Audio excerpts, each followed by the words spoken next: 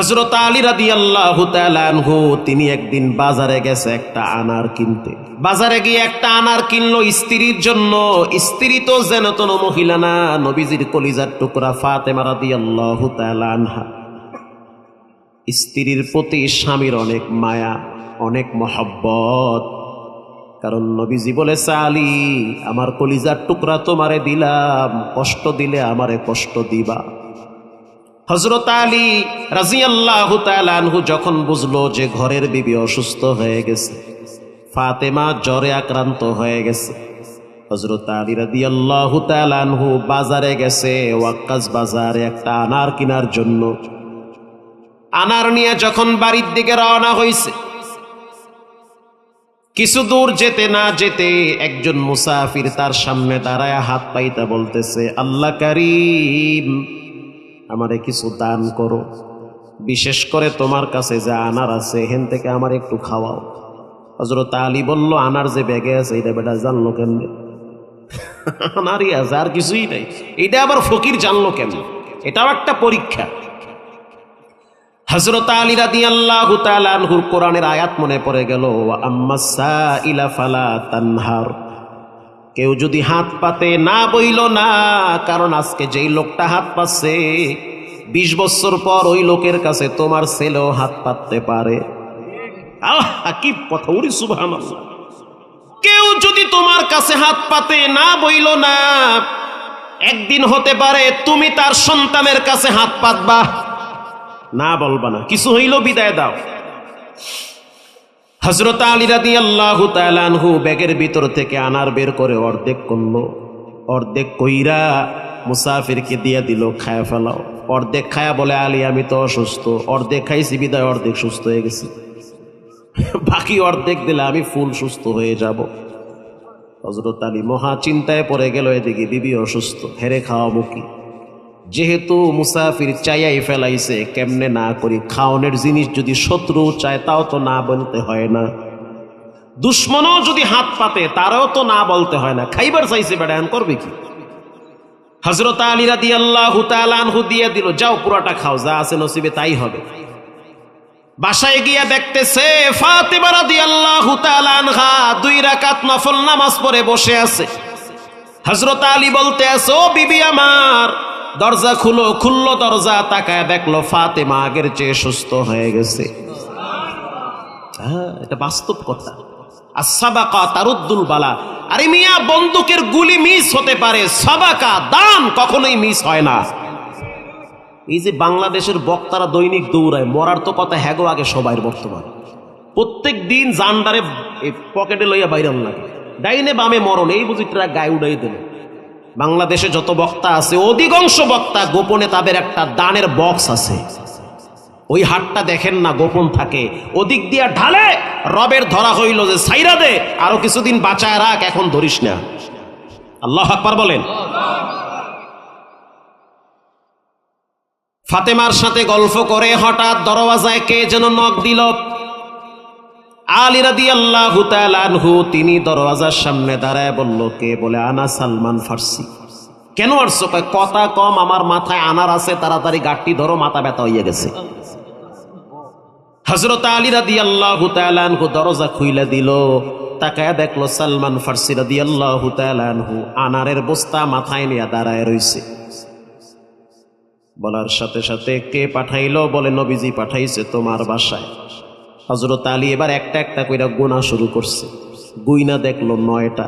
হযরত আলী বলল, এই আনার আমার হতে পারে না, কারণ আমি তো গোপনে একটা আনার মুসাফিরকে দিছি, রবের ওয়াদা 10টা আনার ঘরে আসবে, 9টা কেন আসলো? এটা আমার না। সালমান ফার্সি পকেট থেকে আরেকটা বাইর কইরা বলতে আছে, ধর 10টা আনার। এটা আমি একটু বুঝাই রাখছিলাম, দেখি তুমি করো কি।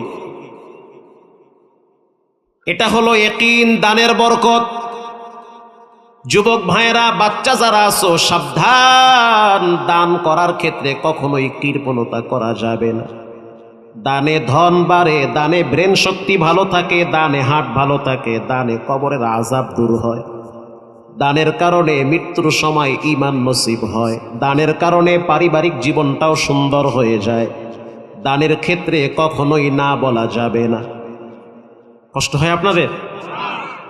ওই অনুল হেকায়াতে পড়ছি, বাস্তব এটা এটা এটা না পড়লেও বাস্তব। সুলাইমান আলাইহিস সালাতু ওয়াস সালাম বসে আছেন, আমাদের বুখারীর উস্তাদ আমাদেরকে দর্শে এই ঘটনা বারবার বলতো, আর ছাত্র ভাইরা 1 টাকা হলেও দান করবা, কখনো না বলবা না। দানের সময় বলবা, রব আমার জেহেন শক্তিরে বাড়ায়া দেন, পড়লে যেন মনে থাকে, ভুইলা যেন না যায়, এটা মনে কইরা আল্লাহর রাস্তায় দাও 1 টাকা। সুলাইমান পয়গম্বর বসে আছে, সুলাইমান আলাইহিস সালাতু ওয়াস সালামের সাথে মাঝে মাঝে আজরাইল আইসা বইসা গল্প করত। আল্লাহু আকবার বলেন। এরকম পাশে আইসা, পয়গম্বর তো, নবী তো, আসতেই তো পারে, আজরাইল আইসা গল্প করত। সুলাইমান পয়গম্বর হাজার হাজার মানুষ নিয়ে নসিহত করেন। ইতিমধ্যে হযরত আজরাইল আলাইহিস সালাতু ওয়াস সালাম তিনিও চলে আসলো পাশে। সুলাইমান পয়গম্বর প্রশ্ন করলো, ভাই আজরাইল, আজকে তুমি বেটাইমে কেন আসলা?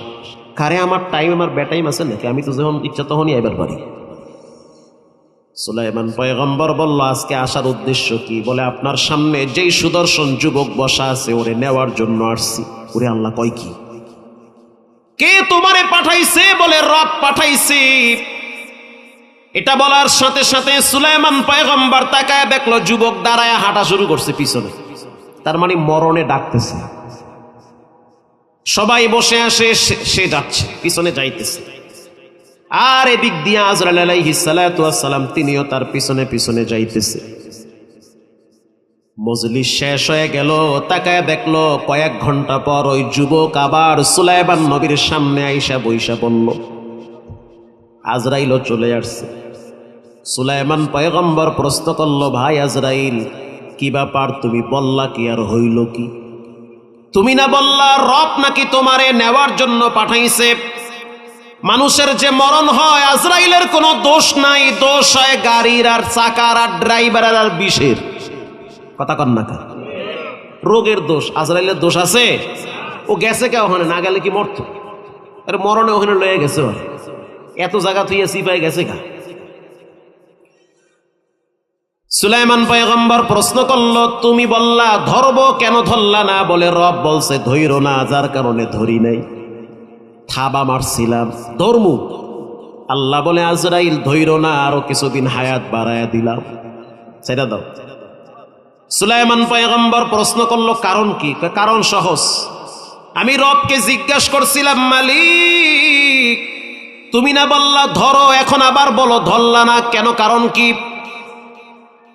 বলার সাথে সাথে রব্বুল আলামিন বলল, আজরাইল যখন যুবক মজলিস থেকে বের হয়ে বাহিরে গেছে, একজন দাড়ি পাকা ক্ষুধার্ত ব্যক্তি তার সামনে দাঁড়ায়া হাত পাতছে আর বলতেছে, যুবক কয়েকজনের সামনে হাত পাতছি, কেউ দেয় নাই, ফিরাইয়া দিছে। প্রচন্ড খিদা, বুঝাইতেও পারি না যে আমার খিদা লাগছে, কষ্ট হয়, এখন আমি তোমার সামনে হাত পাচ্ছি, যদি মনটা চায় আমারে কিছু দাও, ক্ষুধা নিবারণ হবে। আল্লাহ বলে, আজরাইল ওর পকেটে যা ছিল চোখ বন্ধ করে পুরাটা বের করে মুসাফিরের হাতে দিয়ে দিছে। আমি তাকাইয়া দেখছি 7 দিরহাম দিছে, আর আমার ওয়াদা যে 1 দেয় তারে আমি 10 দেই, 7-এর সাথে 0 লাগায়া দাও, 70 বছরের হায়াত বাড়ায়া দিছি। বলেন, যেটা কেউ পারে না সেটা কে পারে? রব পারে। as-সাদাকাতু তারুদ্দুল বালা, যে সাদাকা করে তার বালা দূর হয়, ঝুলন্ত বিপদ দূর হয়ে যায়। এজন্য মা বোনেরা যারা আছেন তারা দানের ক্ষেত্রে আরো বেশি অগ্রসর হবে, কারণ রাসূল বলেছেন, ইয়া মাশারান নিসা তাসাদ্দাকনা, ও নারীরা তোমরা দানের ক্ষেত্রে পিছিয়ে থাকবে না, বেশি বেশি দান করো। জাহান্নামে দেখছি নারীদের সংখ্যা অনেক বেশি। একজন মহিলা বলতে আছে, ইয়া রাসূলুল্লাহ, নারীদের সংখ্যা জাহান্নামে বেশি হওয়ার কারণ কি? আল্লাহর হাবিব বলল, 2টা কারণ। 1 নম্বরে নারীরা কথায় কথায় লানত দেয়, অভিশাপ দেয়, ছেলেরও দেয়, ছেলের বাপেরও দেয়, বাপের বাপেরও দেয়। কথা কন না, বাচ্চায় যদি ভাত না খায়, ভাত খা, খামু না মোবাইল দাও, আবার কইছি খা, খামু না মোবাইল দাও। বাচ্চায় যদি দেখে মায় হারাদিন বয়ে বয়ে রিমোট দিয়ে কিরণমালা আর জি বাংলা দেখে, ওই বাচ্চা তো হারাদিন কার্টুন নিয়ে ব্যস্ত থাকবে, তো শিখতেছে। এরপরে মা জিদ কইরা বলে তুইও জ্বালাও তোর বাপেও জ্বালায়, কত জ্বালা মুই সহ্য করবো, এত মানুষ মরে তুই মর না খা। আল্লাহর হাবিব বলেন মহিলারা কথায় কথায় লানত দেয়, কথায় কথায় অভিশাপ দেয়। মা বোনেরা অনুরোধ করে বলি কখনোই লানত দিবেন না, বাচ্চারে অভিশাপ দিবেন না। বাচ্চা যদি হঠাৎ বিপদে পড়ে তখন তো মায়ের সবচেয়ে বেশি কান্দে, মায়ের কথাটা বিনা পর্দায় কবুল হয়। বিপদ তো আপনি নিজেই ডেকে এনেছেন। বাচ্চা যতই দুষ্ট হোক আল্লাহর দরবারে হেদায়েতের দোয়া করেন, লানত দিয়েন না। বাচ্চা লেখাপড়া করে না, মা লানত দেয়, এত মানুষ মরে ও মরে না কা, এত মানুষের ঠ্যাং ভাঙ্গে অর্ধা ভাঙ্গে না কা।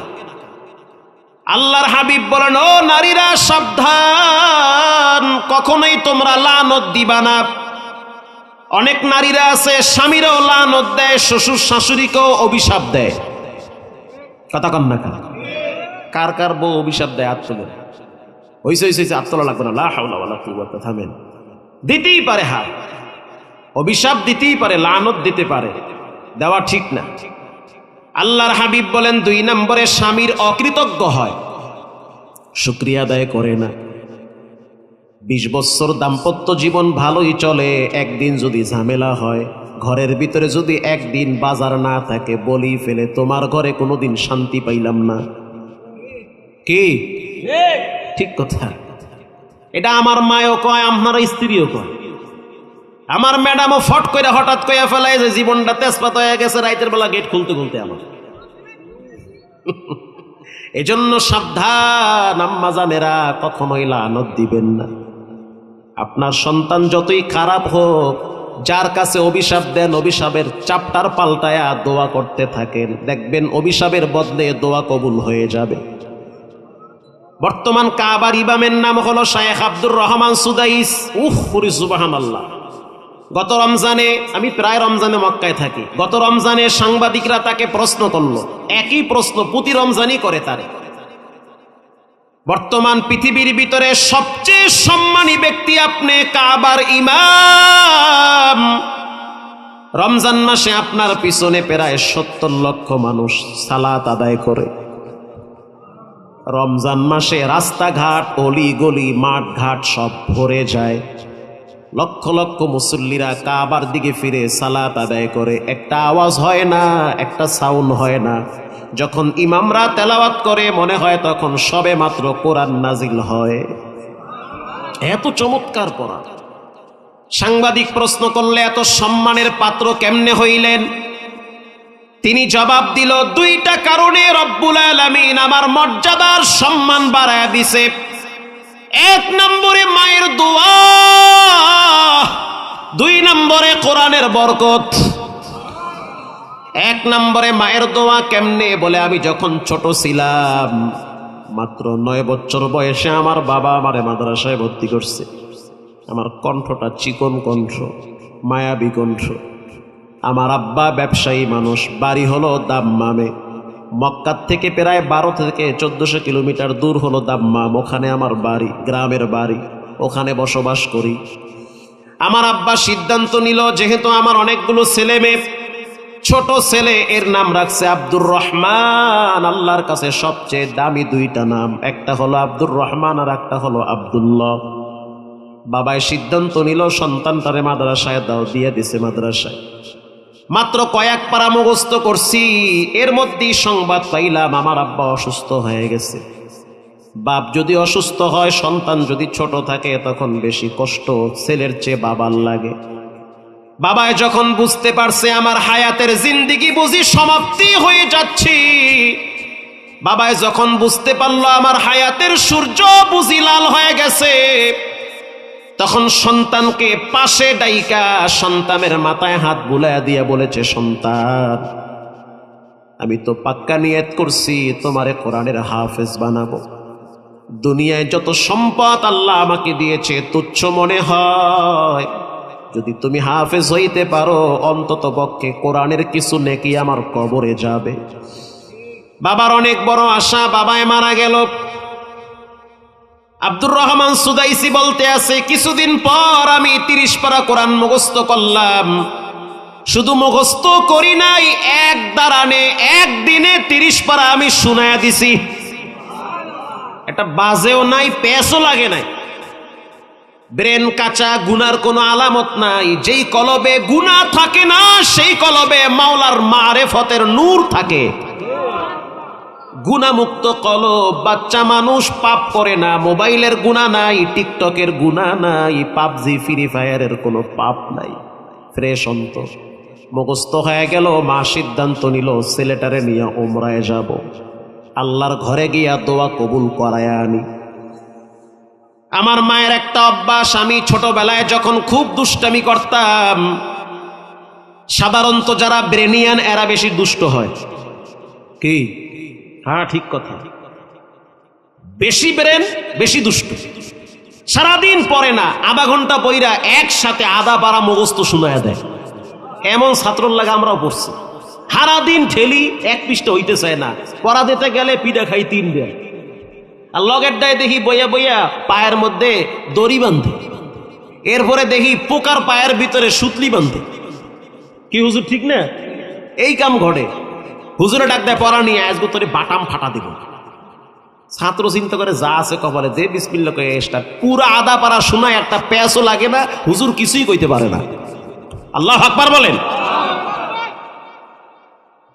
বাইতুল্লাহর ইমাম আব্দুর রহমান সুদাইসি সাহেব বলেন, যখন আমি দুষ্টামি করতাম তখন আমার মা বলতো, আল্লাহ তোরে বাইতুল্লাহর ইমাম বানায় দিক। এ হলো বরদোয়া। এটা কি বরদোয়া না দোয়া? এলাকার মা বোনেরা, বাচ্চা যখন দুষ্টামি করে বরদোয়ার বদলে দোয়া করবেন। আমার মা জিদ কইরা বলতো, এত মানুষ মক্কায় যায়, তোরে আল্লাহ মক্কার ইমাম বানায় দিক। জিদের ঠেলায় কইতো, রাগ কইরা কইতো। যদি কইতো এত মানুষ হাত পা উলুল হয়, তুই অ নাকা না জানি বে হয়ে যাইতো আমি। এজন্য আমার মা এই দোয়াটা করত। আব্দুর রহমান সুদাইসি বলেন, মায়ের সাথে ওমরায় গেলাম, যাওয়ার পর আমার মা বলল, সন্তান তুমি ছোট মানুষ, আমার সাথে তওয়াফ করতে গেলে হয়তো তুমি আমারে হারায় ফেলাবা, অথবা আমি তোমারে হারায় ফেলবো। তার চেয়ে একটা কাজ করো, হাতিমে কাবার পাশে তোমারে দাঁড় করায় রাখি। আমার মা আমারে দাঁড় করায় রাখছে। যখন আমাকে দাঁড় করায় রাখলো, আমি তাকাইয়া দেখলাম আমার মা বাইতুল্লাহর চতুর্দিকে লাব্বাইকের আওয়াজ দেয়। আমি তো বাচ্চা মানুষ, আমার ভিতরে বাচ্চা সুলভ আচরণ রয়েছে। আমি তাকাইয়া দেখলাম সাফা আমার বয়সী অনেক বাচ্চারা খেলাধুলা করে। মায়ের কথা ভুইলা গেছি, আমি দৌড় মাইরা সাফা আমার বাচ্চাদের সাথে খেলাধুলা শুরু করলাম। এদিকে মায়ের তাওয়াফ শেষ হয়ে গেল। হাতিমে কাবার পাশে এসে দেখলো আমি নাই। মা তখন কষ্ট পাইল, বুঝি হারায় গেছি আমি। আমার মা চিন্তা করলো, যদি আমি সন্তানরে খুঁজতে যাই তাহলে সন্তান আমারও খুঁজবে, দুইজনকে পাবো না। তার চেয়ে আমি এখানে দাঁড়ায় থাকি, সন্তান ঘুরে ফিরে এখানে আবার চলে আসবে। বুঝতেছেন? আমি হাতিমে কাবার পাশে দাঁড়ায় রয়েছে আমার মা। আমি আসলাম ঘুরতে ঘুরতে, আইসা দেখতেছি আমার মা বাইতুল্লাহর দিকে ফিরা 2টা হাত তুলে কি যেন বলতেছে। লক্ষ লক্ষ মানুষ কাবার সামনে দাঁড়াইয়া চোখের পানি ছেড়ে আল্লাহর দরবারে দোয়া করে। আমি তাকায় দেখলাম আমার মা 2টা হাত তুলে বাচ্চাদের মতো জোরে কাঁদতেছে। আমি তখন আমার মায়ের পিছনে দাঁড়াইলাম। যখন দাঁড়াইলাম বুঝতে পারতেছি মা যেন কি বলতেছে। আমি আস্তে করে কান লাগায় শুনতেছি আমার মা বলতে আছে, মালিক, কিছুদিন আগে স্বামী হারাইছি, কলিজার টুকরা সন্তানটারেও হারাইছি, আজ আমার কষ্টের কোনো শেষ নাই। হাজার হাজার মুসল্লি হারাইতে পারে, মাগার ইমাম তো হারায় না। যেহেতু আমার সন্তান আমি হারায় ফেলাইছি, কষ্ট পাইছি, আমি তো হাফেজে কোরআনের মা। ও মালিক, আমি তো নিয়ত করছি যে আমার সন্তানটারে হাফেজ বানাবো। হাফেজ তো হয়ে গেছে, ওর বাবার আশা পূরণ হয়ে গেছে। এখন যেহেতু সন্তান হারাইছি, তার চাইতে তুমি আমার আব্দুর রহমানকে কাবার ইমাম বানায় দাও। ইমাম হইলে তো আর হারায়া যাবে না। আরে মা তো মাই, কত নিয়ে দোয়া করে। মায়ের আবেগ মাখা কণ্ঠে দোয়া করতে আছে, আল্লাহ তুমি আমার সন্তানটারে কাবার ইমাম বানায় দাও। আব্দুর রহমান সুদাইসি সাহেব কথা বলতেছে, আর তাকায়া দেখলাম তার চোখের পানি বায়া বায়া দাড়ি ভিজে, জামা ভিজে। আর বলে, পৃথিবীর মানুষ যদি ইজ্জত আর সম্মান চাও, মায়ের কাছে বেশি বেশি দোয়া নাও। তোমার সম্মানের পাত্র হলো তোমার মা। যার মা বাবা বেঁচে নাই, ঘরের দরওয়াজায় গিয়া দেখবেন ডাক দিলে কেউ আর সাড়া দিবে না।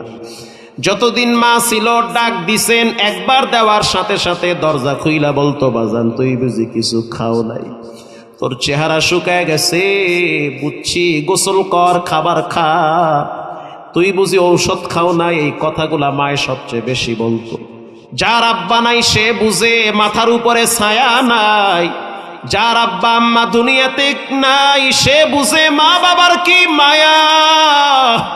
কত মাদ্রাসায় গিয়া দেখি ছোট ছোট বাচ্চারা মা বাবা হারা এতিম হয়ে যায়। এমন মাদ্রাসায় দেখছি ফজরের টাইমে মসজিদের কোনায় ছোট মানুষ, বাচ্চা মানুষ গুনগুনায় একা একা কাঁদে, চোখের পানিতে কোরআনের পৃষ্ঠা ভিজতেছে। কেন কাঁদো? বলে চাচায় মাদ্রাসায় দিয়ে গেছে, বাপ যদি থাকতো তাহলে বছরে একবার হইল খবর নিত।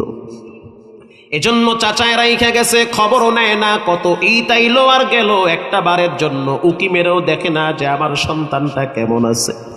ও এতিমরা আজকে চোখের পানি সাইরা মাওলার দরবারে কান্দো আর বলো, আল্লাহ আব্বা আম্মা হারাইছি, কবরে শাস্তি দিও না রে মালিক। কবরের আযাব বড় কঠিন, দুই পাশের চাপ আমার মায় সহ্য করতে পারবে না। দুই পাশের মাটির আঘাত আমার আব্বায় সহ্য করতে পারবে না। রাসূল বলেছেন, ক্বালা হুমা জান্নাতুকা ওয়া নারুকা, মা বাবা জান্নাত, মা বাবা তোমার জন্য জাহান্নাম। যার আব্বা আম্মা বুড়া বুড়ি হয়ে গেছে, ভাষা নষ্ট হয়ে গেছে, কণ্ঠের আওয়াজ ছোট হয়ে গেছে, চামড়া গেছে একেবারে দুর্বল হইয়া, ওই বুড়া বাবার পাশে বৈশা দোয়া নাও, জীবনে অনেক দামি হইতে পারবা। ওই মায়ের পাশে বৈশা একটু বলো, মা মাথায় হাতটা বুলায় দেন। মায়ের দোয়া বৃথা যাইতে পারে না, মায়ের দোয়া কখনোই নষ্ট হয় না। আমার নবীও মাঝে মাঝে চোখের পানি ছেড়ে কাঁদতো আর বলতো, আমি তো আমিনার সন্তান, আমি আমার মায়ের হারাইছি। মাঝে মাঝে মায়ের কবরের পাশে দাঁড়ায়, অজর দাঁড়ায় নবী চোখের পানি ছেড়ে কাঁদতো।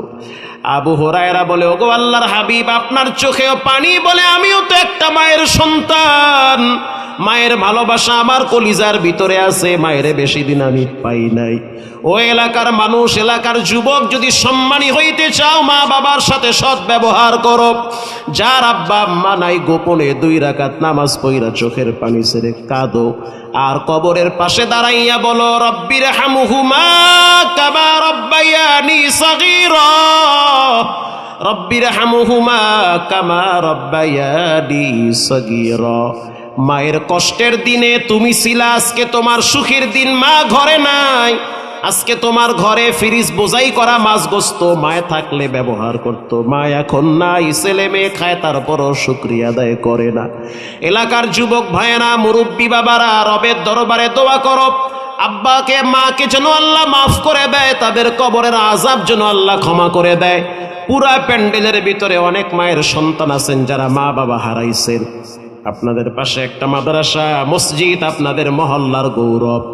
আমি আসার পরে শুনলাম প্রায় 180-র মতো ছাত্র আছে। আল্লাহু আকবার বলেন। 6 থেকে 7 জন ওস্তাদ আছে। তখন বুঝতে পারলাম এলাকার মানুষ যথেষ্ট পরিমাণ দিন প্রেমিক। এদের অন্তরের ভিতরে মাদ্রাসা মসজিদের প্রতি ভালোবাসা আছে। এখানে আমি কিছু আল্লাহর বান্দা চাই যে, হুজুর আমি মসজিদ মাদ্রাসার জন্য কিছু অর্থ ব্যয় করলাম। রাসূল বলেছেন, মা বাবার জন্য ব্যয় করো, ঠকবা না। আর এক জায়গা থেকে